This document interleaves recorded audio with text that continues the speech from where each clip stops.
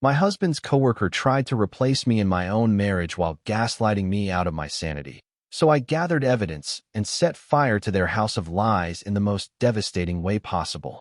When I was at my husband's work party, I noticed something very odd. His colleague, Olivia, who I knew was recently divorced, seemed way too comfortable with him. She finished his sentences, laughed a little too hard at his jokes, and kept finding excuses to touch his arm. It wasn't just casual, it was intimate in a way that felt intentional. At one point, I caught her giving me this quick smile when Mark turned his back, like she knew something I didn't. On the way home, I brought it up. I tried to sound calm, not accusatory. Mark just laughed and said, "That's just how Olivia is. She needs people right now." I didn't want to be the jealous wife, so I let it go. But the uneasiness stayed. Over the next few weeks, Mark started working late more often. He mentioned Olivia constantly. He started quoting her, repeating things she said like they were profound. He picked up new music tastes and started talking about hiking, which he used to hate. I brushed it off at first, but it fell off. Then one day, I called him at lunch like I usually do, and Olivia answered. She sounded casual, like it wasn't weird at all. She said Mark was in a meeting and had left his phone. Later, he told me the same thing. Still, it nagged at me. Then the texts started. Olivia would text him during dinner, late at night, on weekends. It was always work stuff, supposedly. One night, during our daughter Lily's birthday dinner, Mark got up and left the table because Olivia said it was urgent. Lily was halfway through blowing out her candles. That night, while Mark was in the shower, I did something I'd never done before. I checked his phone. There were hundreds of messages. Some were about work, but a lot weren't. She told him jokes, complained about being lonely, sent him playlists. They talked about everything. I confronted him, shaking. I read one of the messages aloud, and he snapped. He said I had violated his privacy, that I was paranoid, that it was a professional relationship, and I was reading into things. After that, Olivia started creeping into our lives in other ways. She sent Mark articles about parenting, clearly targeting things I had done. She showed up at restaurants we were at. She'd suggest family-friendly events that Mark would suddenly want to do, and then asked why I hadn't thought of them. I felt like I was being erased. Every time I brought it up, Mark made me feel small. He told me I was insecure and controlling. Then one day, Lily came home with a new stuffed animal. I asked her where it came from, and she said, "Daddy's friend from work gave it to me." She picked me up from school. My stomach dropped. I had a job interview that day. I had told Mark I wouldn't be able to do pickup, but I never agreed to Olivia stepping in. When I confronted him, he admitted it, said it was a one-time thing, said I was overreacting again. I talked to my best friend. She told me maybe I was seeing something that wasn't there. That made it worse. I started questioning my own mind. Eventually, I saw a therapist. She listened. She believed me. She said I wasn't imagining it. She said I was being gaslit. With her support, I started writing everything down. I took screenshots. I noted every time Olivia pulled Mark away. It all came to a head when I caught Olivia lying about a family emergency to get Mark to leave during Lily's preschool performance. We'd talked about that performance for weeks. He promised he'd be there. She called him crying, and he left. I sat there alone in the little auditorium while Lily searched the crowd for her dad. Then came the final crack. At a work dinner where spouses were invited, I overheard Olivia talking to a coworker. I was standing behind a partition, just out of view. She was laughing and said, "He'd be better off without his clingy wife." I'm just biding my time. I stepped forward. She saw me. She didn't flinch. She looked me in the eye and said, "He'll never believe you. You're just the paranoid wife. I'm the one who gets him." Later that night, I told Mark everything. I showed him the texts, the notes, told him what Olivia had said. My hands were shaking. I begged him to listen. He didn't. He called me crazy. He said I was obsessed. He accused me of stalking Olivia. Then he stormed out, said he needed to clear his head, and went to a bar. I sat alone in the living room, surrounded by silence, and I finally understood. I hadn't imagined any of it. I cried myself to sleep that night. The next day, I got a text from an unknown number. It was Olivia. Somehow she had my personal cell number. The message read, "I heard Mark had to leave Lily's performance to help me. I'm so sorry. I should have called someone else. Let me make it up to you guys with dinner this weekend." I stared at my phone in disbelief. She wasn't even trying to hide it anymore. I didn't respond. Instead, I showed Mark. His reaction? "See? She feels bad. She's trying to make amends." We should take her up on the dinner. I couldn't believe what I was hearing. It was like he was completely blind to what was happening. A few days later, Mark's company had this formal dinner thing where spouses were invited. I almost didn't go. The thought of seeing Olivia again made my stomach turn.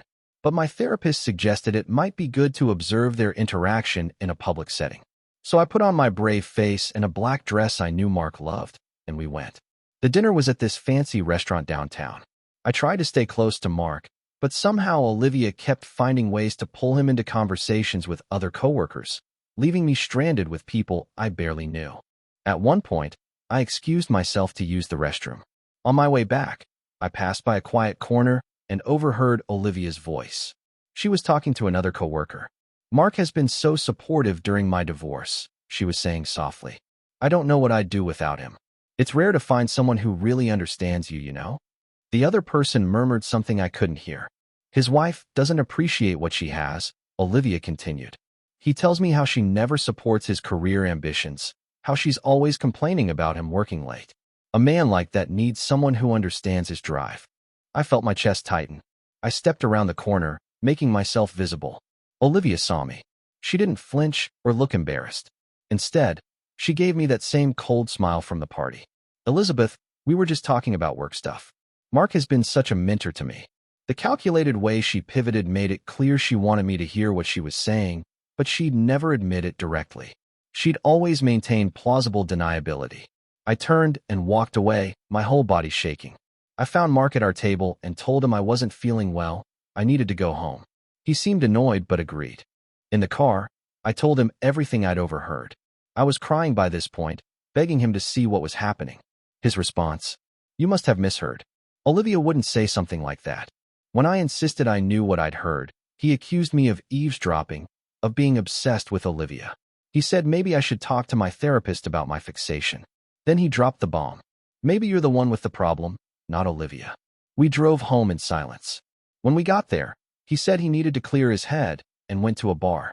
I sat alone in our living room, surrounded by family photos that suddenly felt like they belonged to someone else's life. That's when I finally understood. This wasn't just about Olivia being inappropriate. This was about Mark allowing it, encouraging it. The next morning, I woke up determined to take control of the situation. Mark had come home late and was still sleeping. I made breakfast for Lily and myself, trying to act normal for her sake. While she watched cartoons, I called Chloe again. This time, I didn't hold back. I told her everything, including what I'd overheard at the dinner. This time, she believed me. "This is seriously messed up," she said. "What are you going to do?" I didn't have a clear answer yet, but having her support meant everything. She suggested I reach out to some of Mark's other coworkers, see if they'd noticed anything strange between him and Olivia. I remembered that Mark was friendly with a guy named David who'd been to our house for barbecues a few times. I found his number in Mark's contacts list and took a deep breath before calling him. When he answered, I awkwardly explained that I was concerned about Mark's relationship with Olivia. There was a long pause.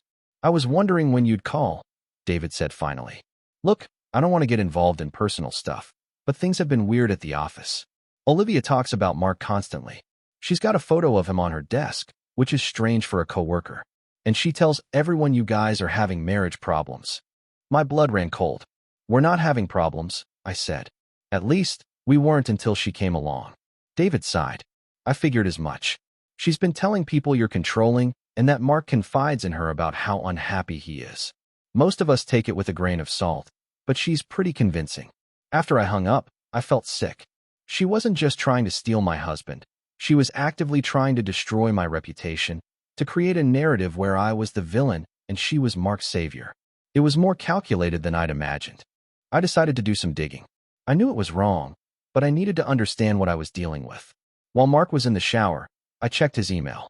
There were dozens of messages from Olivia, many with attachments, photos of them at work events, always standing close together, links to apartments for rent. Was she looking for a place for him? For them? There was even an email where she'd forwarded information about family lawyers. The subject line read, "Just in case you need this someday." I took screenshots of everything. I forwarded the most damning emails to my own account. I needed evidence, not just for Mark, but in case things got worse. I wasn't sure what worse would look like, but I was starting to prepare for any scenario. When Mark came downstairs, I tried to act normal.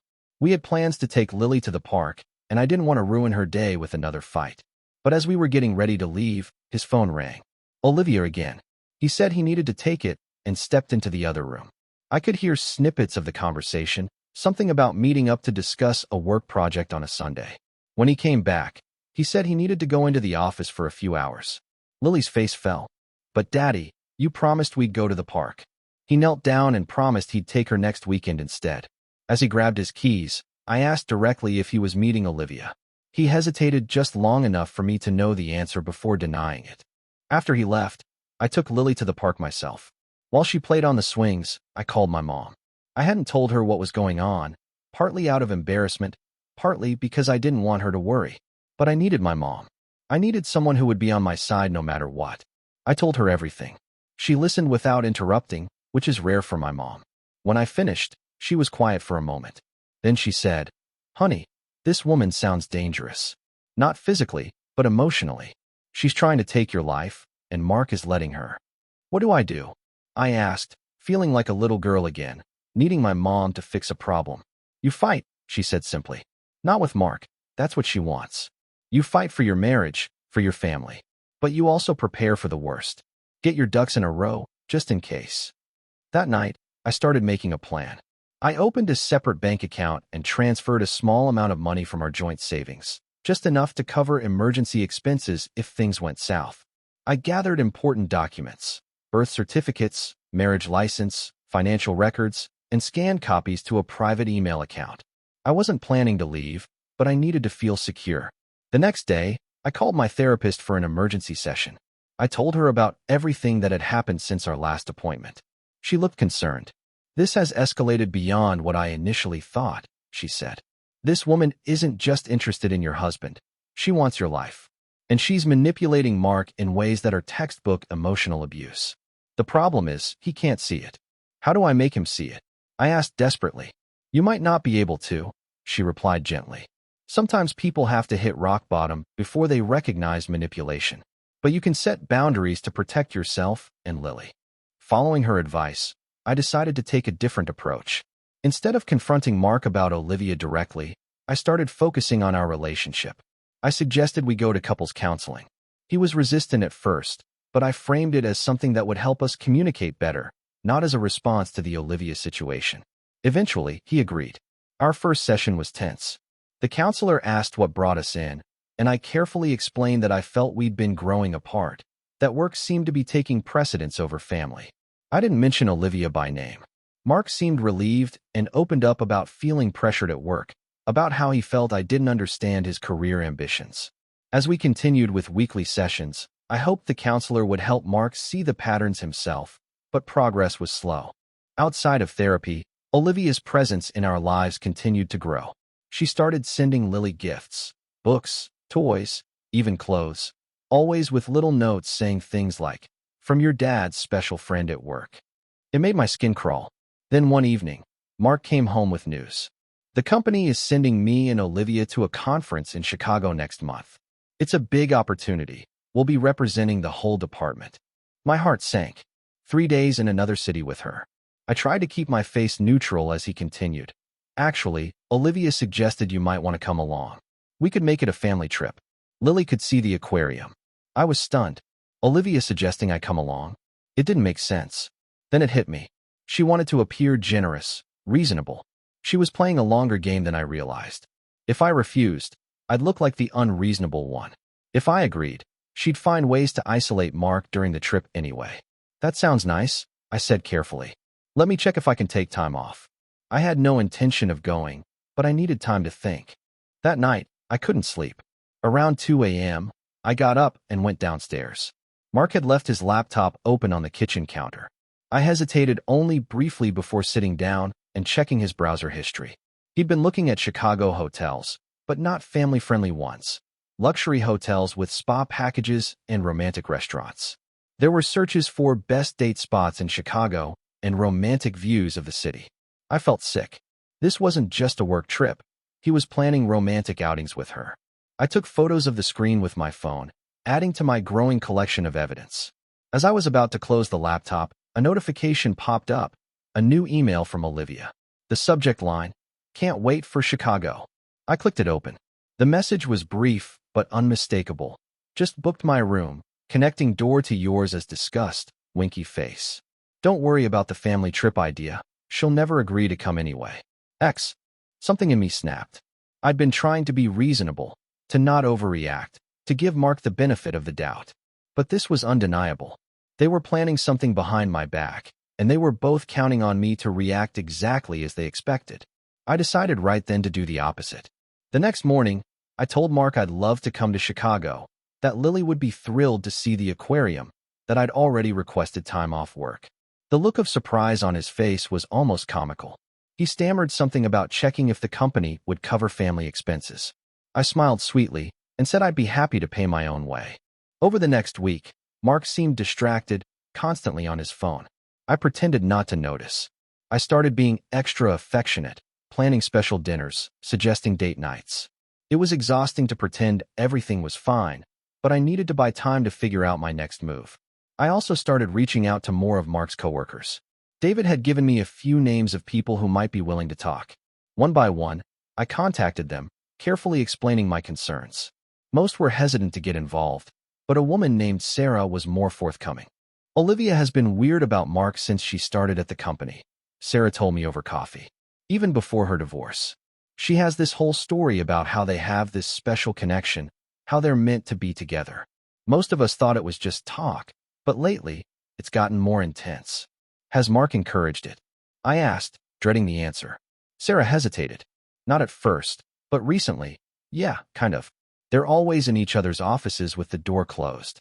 They take lunch together every day, and Olivia makes sure everyone knows about it.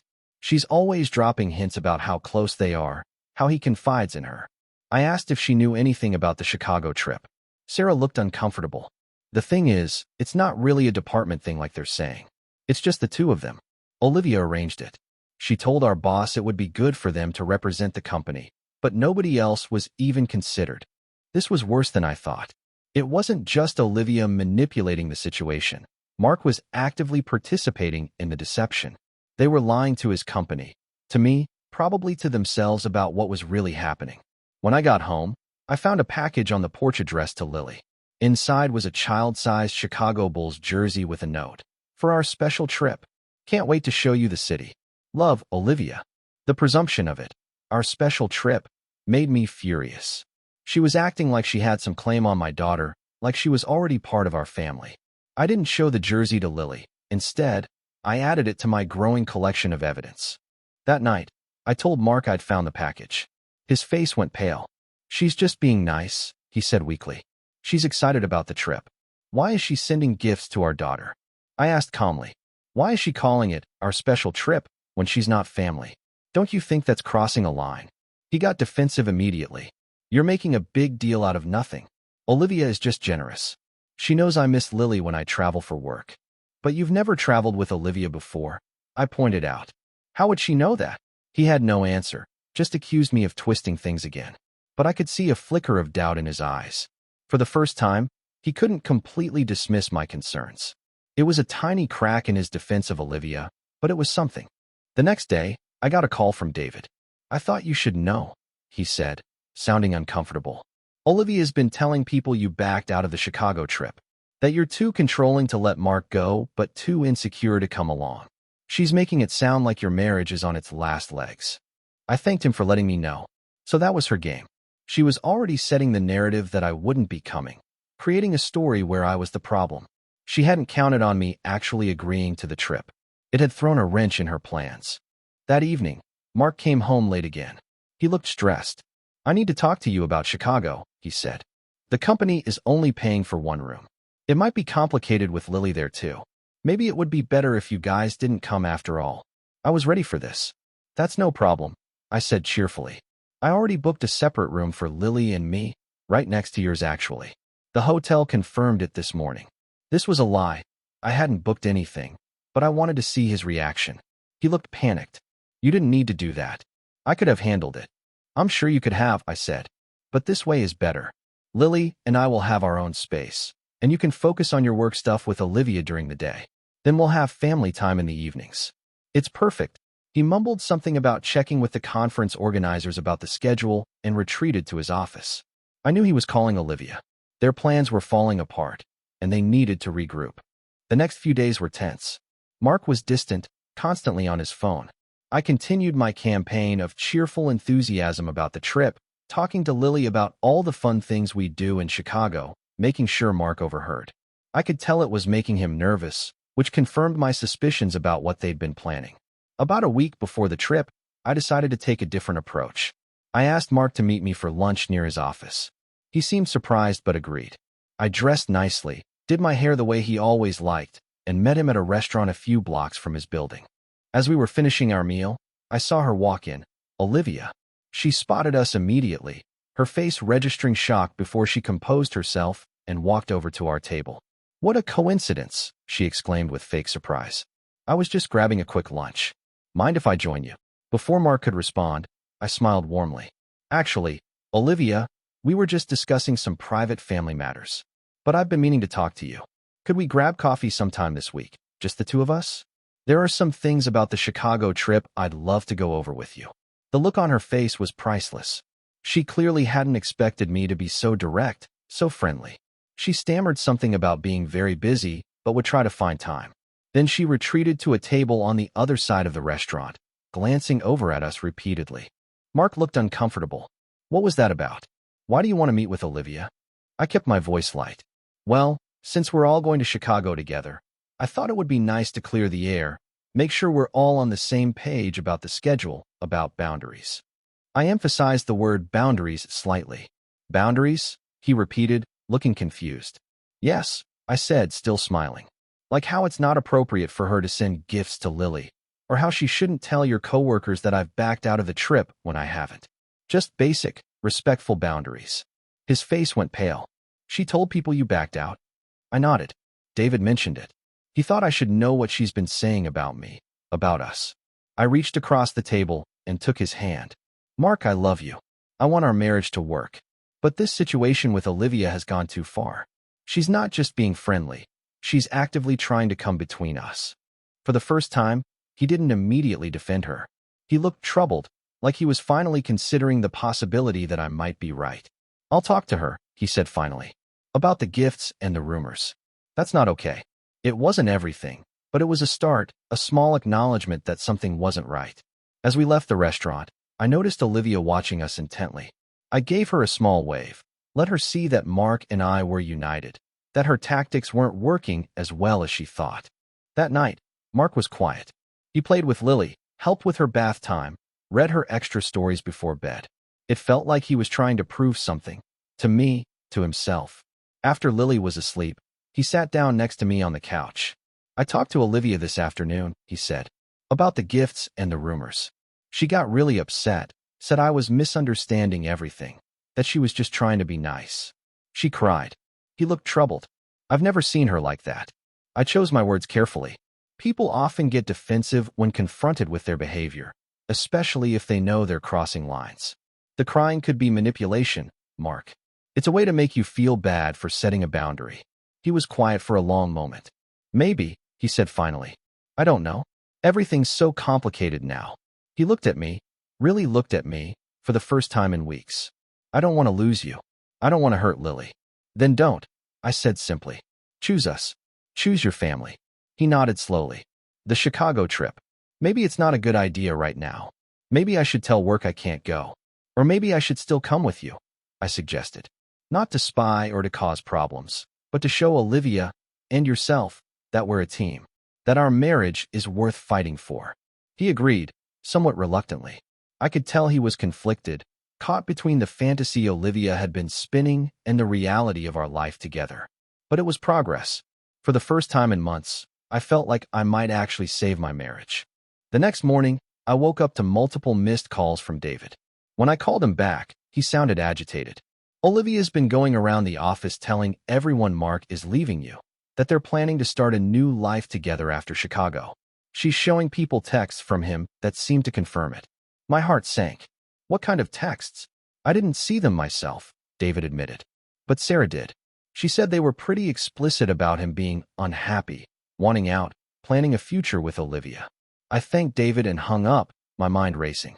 Had Mark been lying to me last night? Was his apparent change of heart just another manipulation? I needed to see those texts for myself.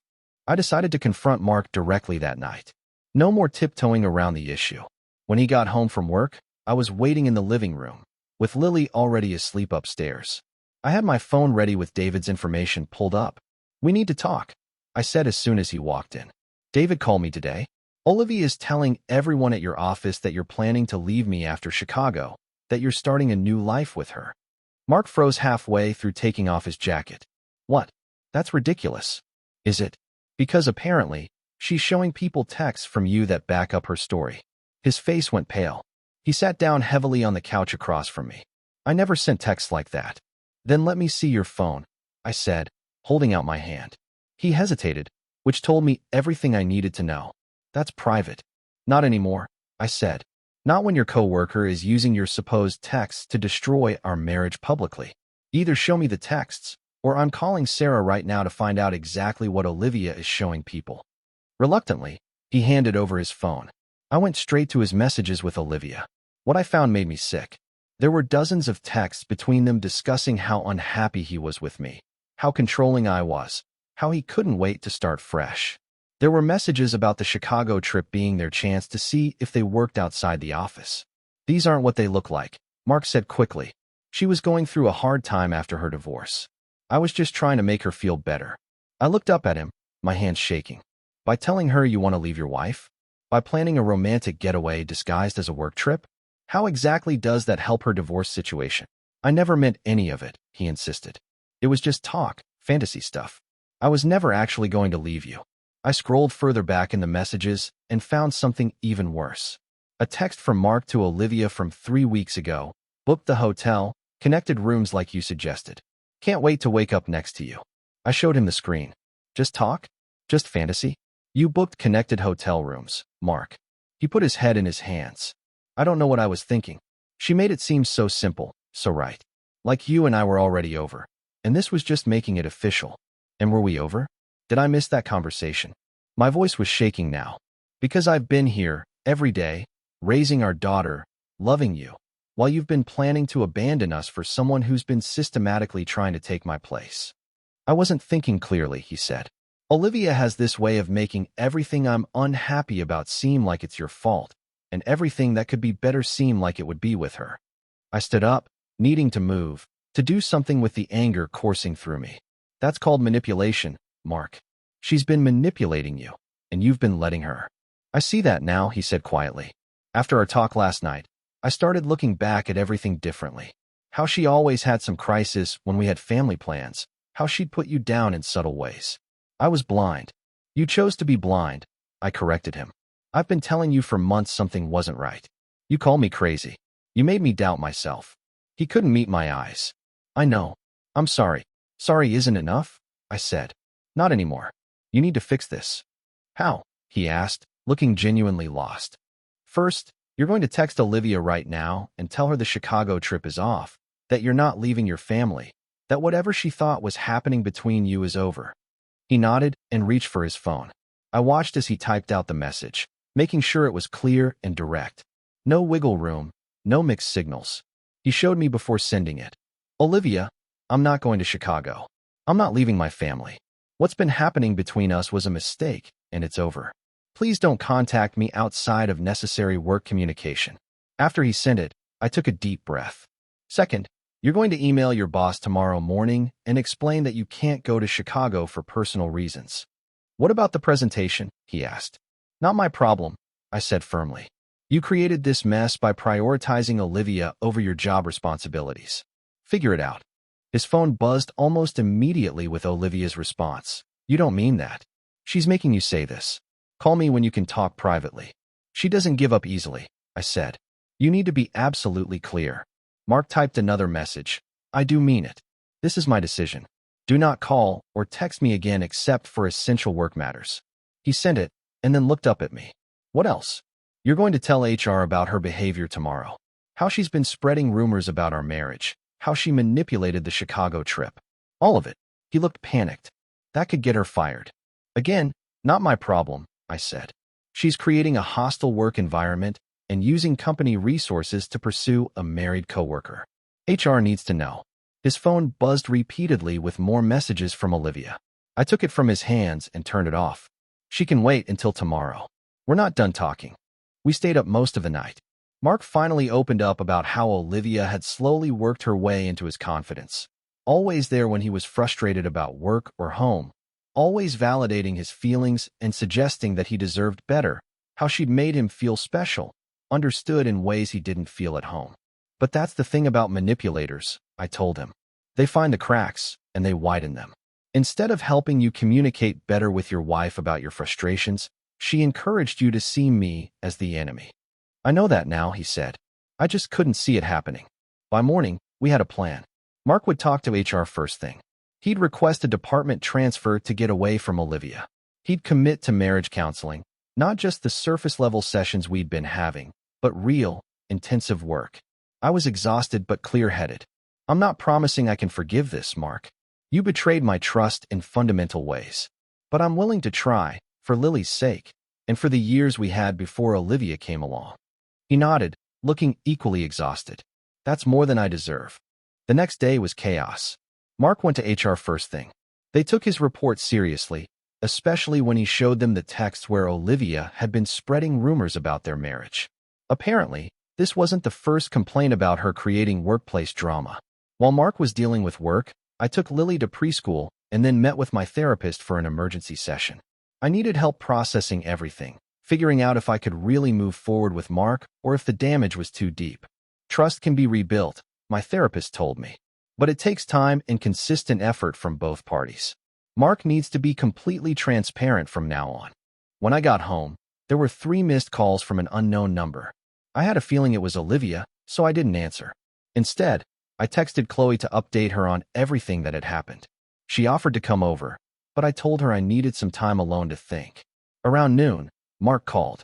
HR had a meeting with Olivia, he said, sounding drained. She denied everything at first, then tried to say I had pursued her. But they had the texts I showed them, plus complaints from other coworkers about her behavior. What's going to happen? I asked. They're putting her on administrative leave while they investigate. And they've approved my department transfer, effective immediately. I felt a weight lift slightly. At least the work situation was being addressed. And how are you feeling about all this? He was quiet for a moment. Ashamed. Stupid. Like I almost threw away everything that matters for someone who never actually cared about me. Just wanted to win some game I didn't even know we were playing. That evening, the unknown number called again. This time, I answered. As expected, it was Olivia. You think you've won, don't you? She said without preamble. Turning Mark against me, getting me suspended. This isn't a competition, Olivia, I replied calmly. Mark is my husband. Lily is our daughter. You tried to insert yourself into our family, and it didn't work. He doesn't love you, she spat. He was going to leave you. He told me everything about how boring you are, how your marriage is just going through the motions. And yet, he's still here, I said. He chose his family. Whatever fantasy you built up in your head wasn't real. This isn't over, she threatened.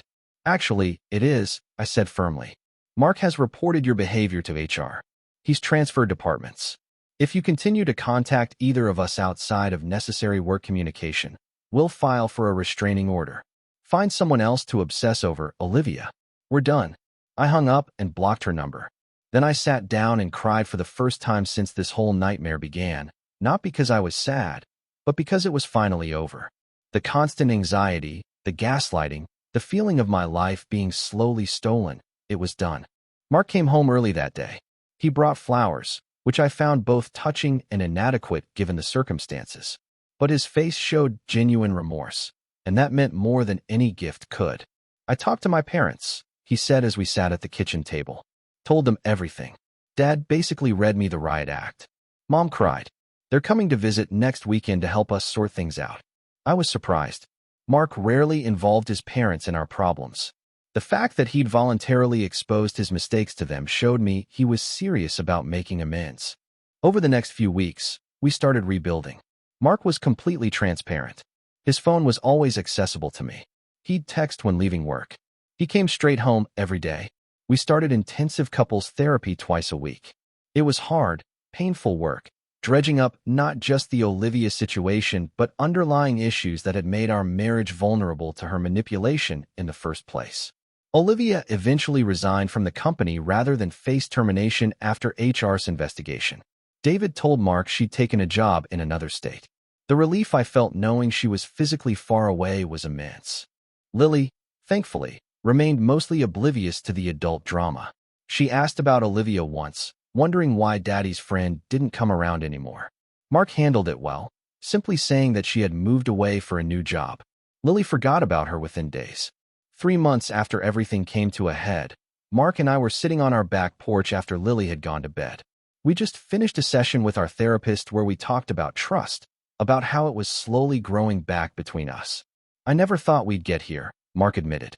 There were days I was sure you'd leave me, days I thought I deserved to lose everything.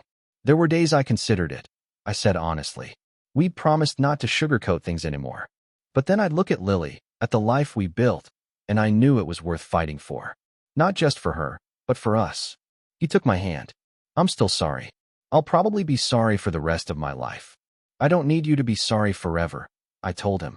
I just need you to be present, to choose us every day like I choose you. We weren't fully healed.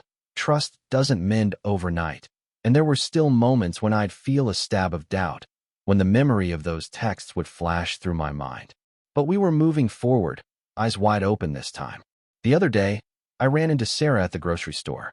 She seemed surprised to see me looking so normal, so okay. We all thought your marriage was done for, she admitted. The way Olivia talked, it seemed inevitable. Olivia underestimated us, I said simply. She thought she could replace me just by wanting my life badly enough. But real relationships aren't about wanting. They're about building, working, choosing each other, even when it's hard.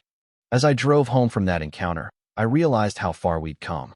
The woman who had tried to systematically erase me from my own life had failed. Mark had finally seen through her manipulation, and I had found a strength in myself I never knew existed. Our marriage isn't perfect, it probably never will be. But it's ours, messy, complicated, real. And no one can take that away unless we let them.